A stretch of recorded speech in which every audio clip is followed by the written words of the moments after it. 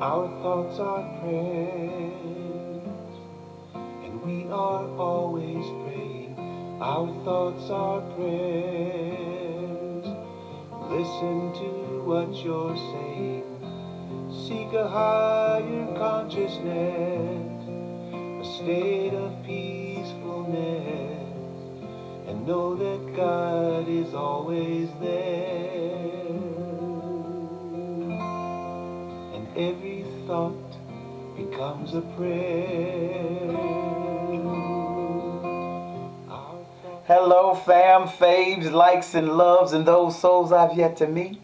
This is Jeffrey DeShawn, the Inspired Muse, with a Sunday Muse moment. Now, today I have some words of encouragement that I've prepared that I hope and believe that have inspired into me that may help someone else step out of the cycles of fear and shame into their possibility and promise. I begin with an observation. With all the loss that is swirling, it can seem like everything in our lives and around us is either in a place of retreat or frozen in time. And for many who have lost loved ones, friends, colleagues, and economic opportunity, and our access to necessary social engagement, it feels like we wake up daily in a funeral home and graveyard version of Groundhog's Day. Well, as someone who has literally and figuratively woken up in a graveyard, because I got stuck.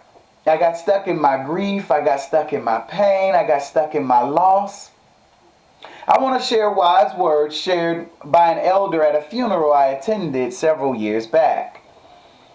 And the brother said, brothers and sisters, be mindful of not tarrying at the gravesite too long. Because when you tarry at the gravesite too long, you are very likely to forget that you are still alive and find yourself in a grave. Thank you, Mr. Robinson, wherever you are now, for those life-changing words that shook me, woke me, and shined a light on my path up and out of my personal graveyard. I know today it may feel like there is no new path in sight and that death has or is overtaking life, but the sure fact that you are here, conscious, and have breath in your body says you are indeed alive. Some months back, I wrote a piece that I published on Medium, edited by my friend and colleague Clarence Fluker, entitled "On the Reopening of America, Some Things Can and Should Remain Closed." It shined a light on the collective opportunity that our communities and institutions currently have to close the door on the racist, phobic, enslaved practices of our past and present by acknowledging what has been and then making a hard pivot into what should be. America, we have indeed tarried at the gravesite of slavery and injustice too long, because those who would have and likely should have died have and had locked us in the graveyard. Well, forced to reimagine America by the COVID-19 pandemic, mismanagement, mishandling, lack of human decency and care, brought on by narcissistic, greedy, and fear-based leadership,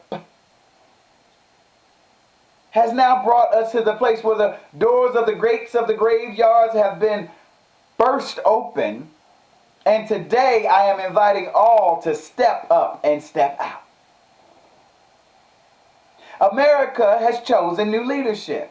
And those that represent and align with that leadership are quickly working to reimagine and rebuild the systems, infrastructure, and institutions needed to relocate this great land and democracy from the white supremacist gravesite of yesteryear into the gardens of our children's new beginnings.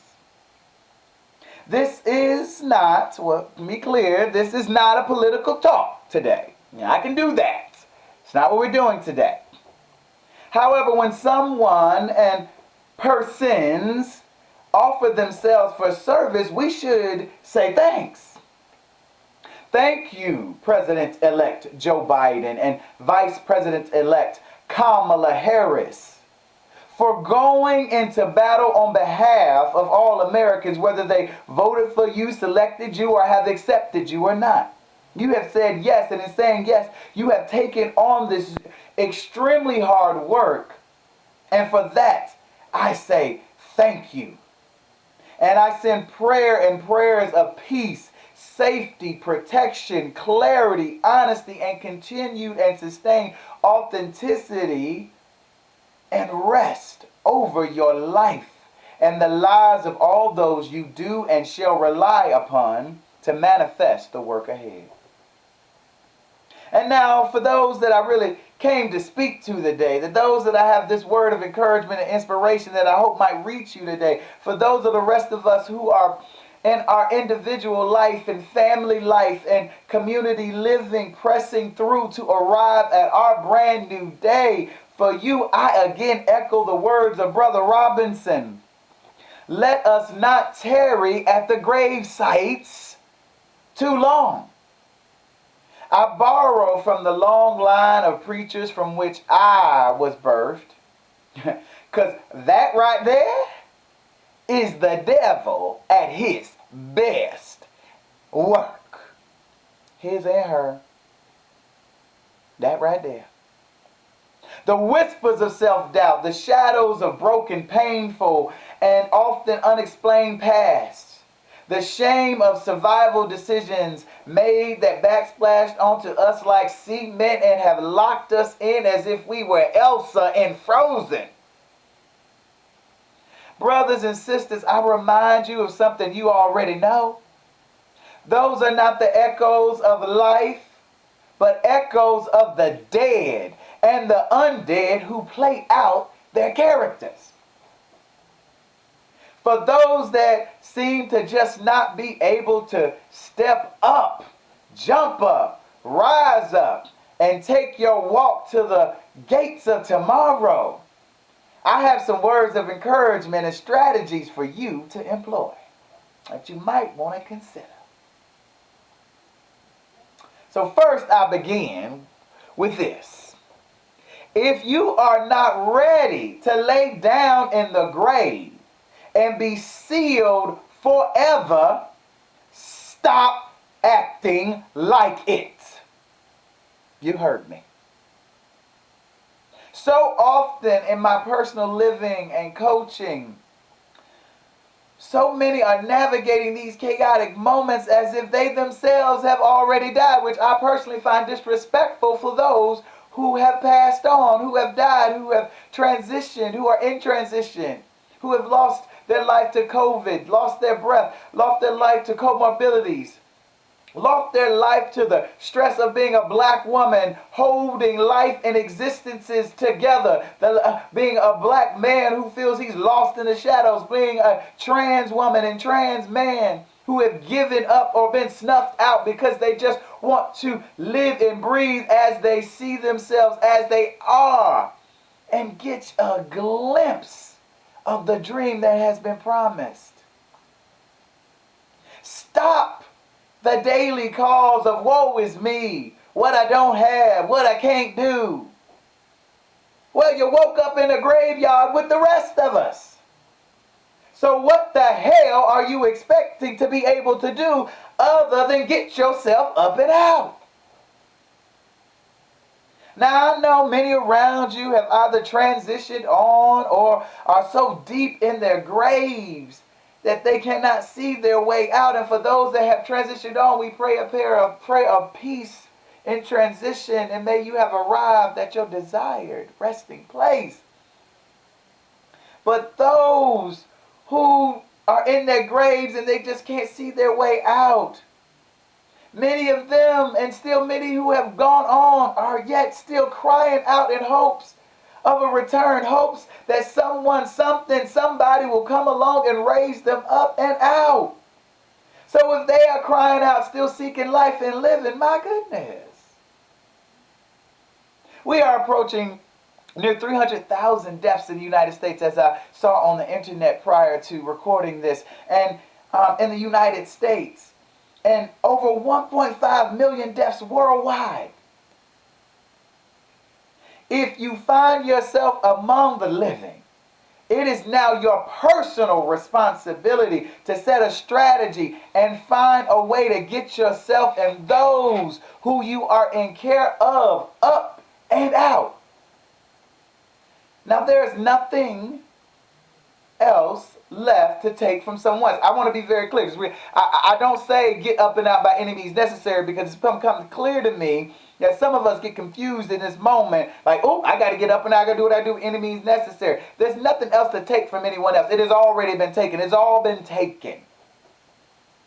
So, let me be clear. There will be and should be no throwing dirt into or on the grave sites next to you and around you. No graspings of rocks to try to throw up and knock down somebody who's managed to set a path for themselves up and out the graveyard. You need to tap into the resiliency, strength, and skills within you and make a plan and set a course for your own creation.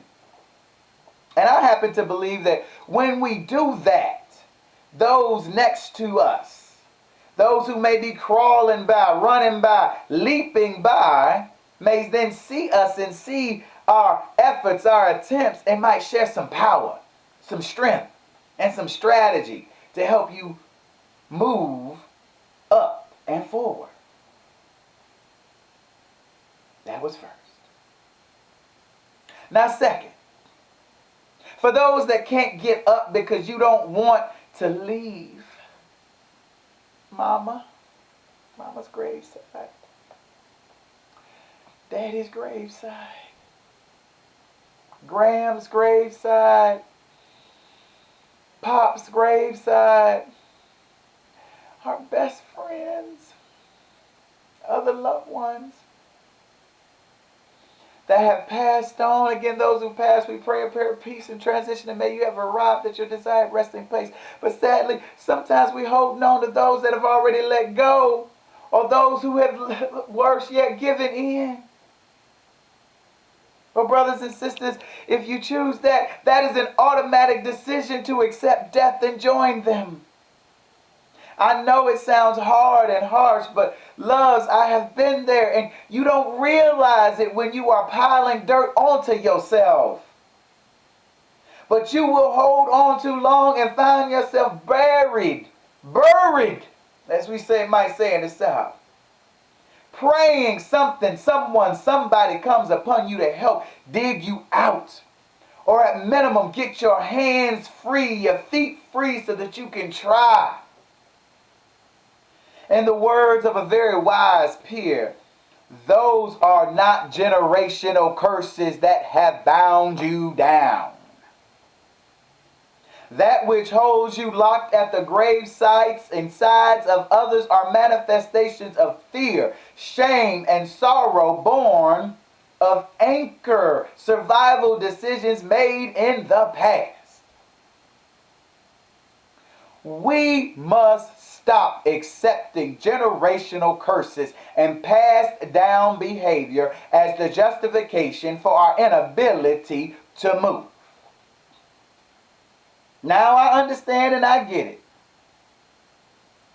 I get it. It's a lot. But no, these are not generational curses. We and those who came before us made survival decisions and choices that anchored us into where we have been, and for some and many of us, where we are still stuck. And likely as it was for them, and as it stands for many and most of us, those things are no longer or never did serve us. They're definitely not serving us at all now. We have to let the family stuff go. The friend stuff go.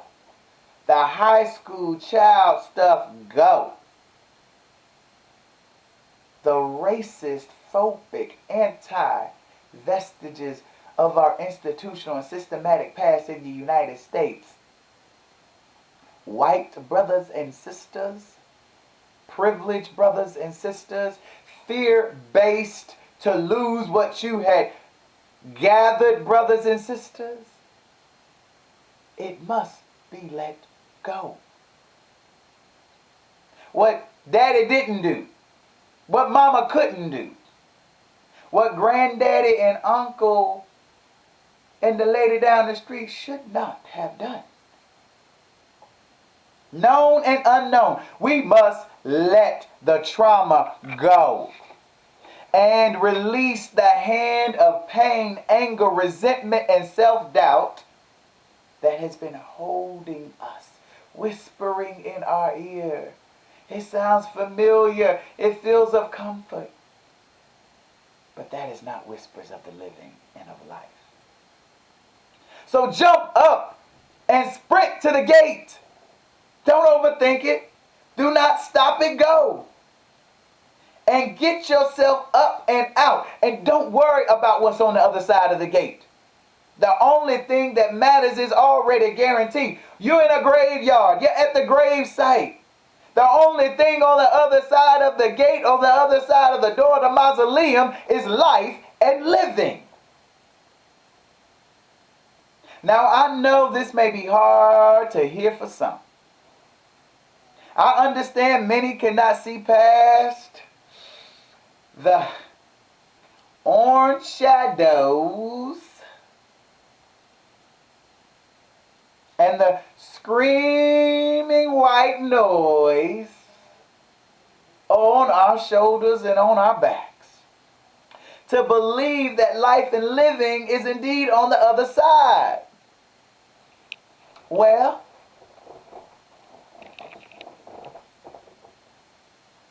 they chose death by choosing to side with the vestiges of the past that have been dead for an awfully long time.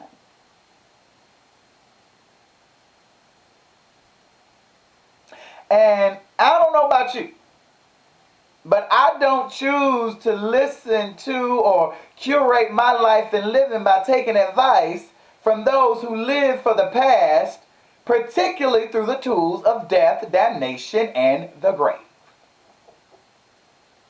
Their noise means nothing to me, for their day has come and gone again and again. But I get it. Their echo rings loud. Woo! It will have you confused. It will have you believing they are marching soldiers that they are harnessing. They are ghosts and whispers of a past that has already been gone an awfully long time.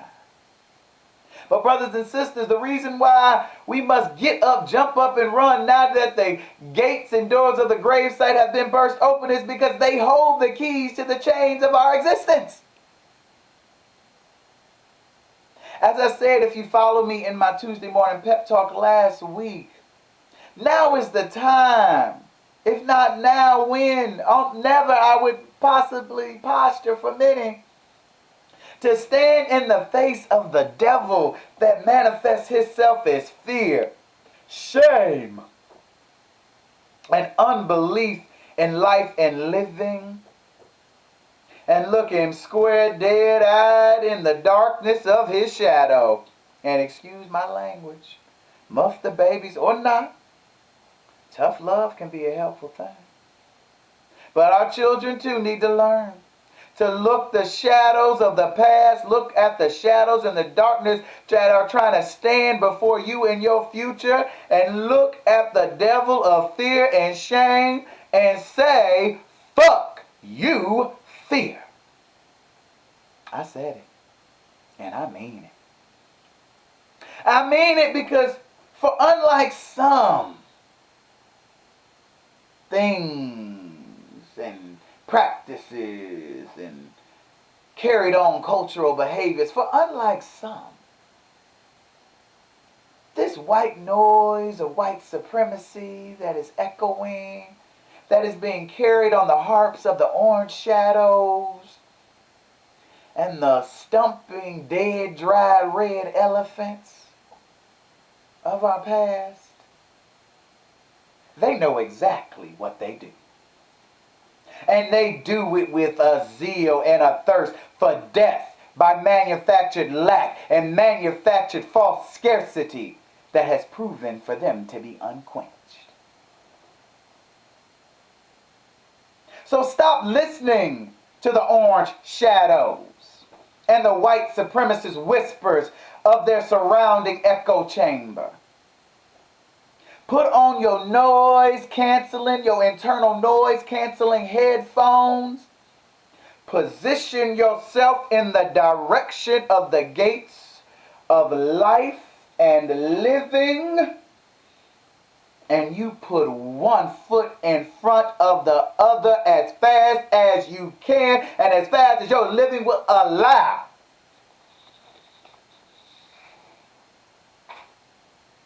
Now they are stuck. They stop. So don't you worry about a chase. They stop. That orange shadow can barely move. They may move as one sound, but they move slow, if they move at all. And that white supremacist cloud and noise has proven that they don't do anything. They just boo and glue down progress. So don't you worry about a chase.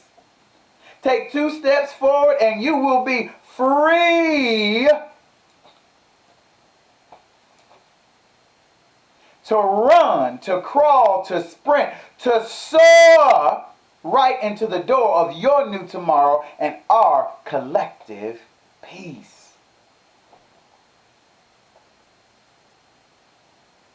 I close with a few reminders.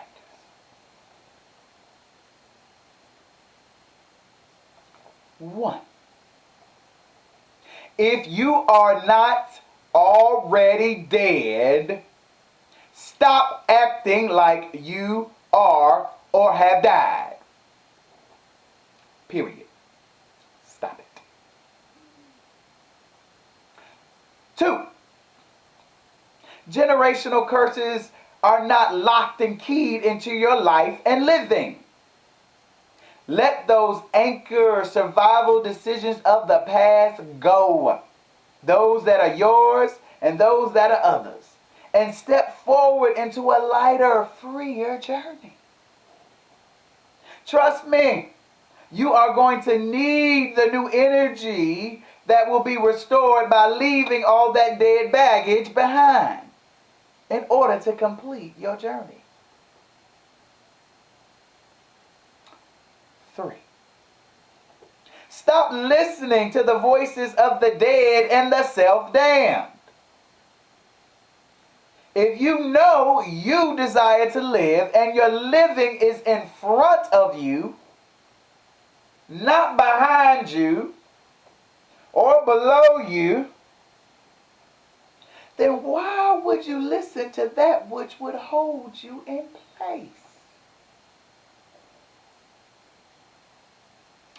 I speak from experience. They are just trying to figure out how to get the chains back upon you.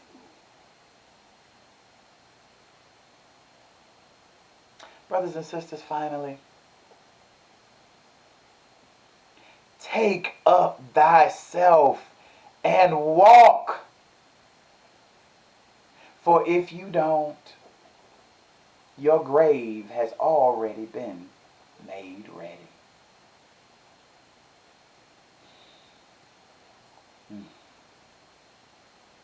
Dear God, dear God. May we walk forward creating life and living in a manner where our living shall be sounded across the earth, as it was founded upon our conception and grounded upon our birth. Brothers and sisters, may your journey, may our journey be focused and forward. I'm Jeffrey DeShawn, the Inspired Muse, and that's been a Sunday Muse Moment. Go forth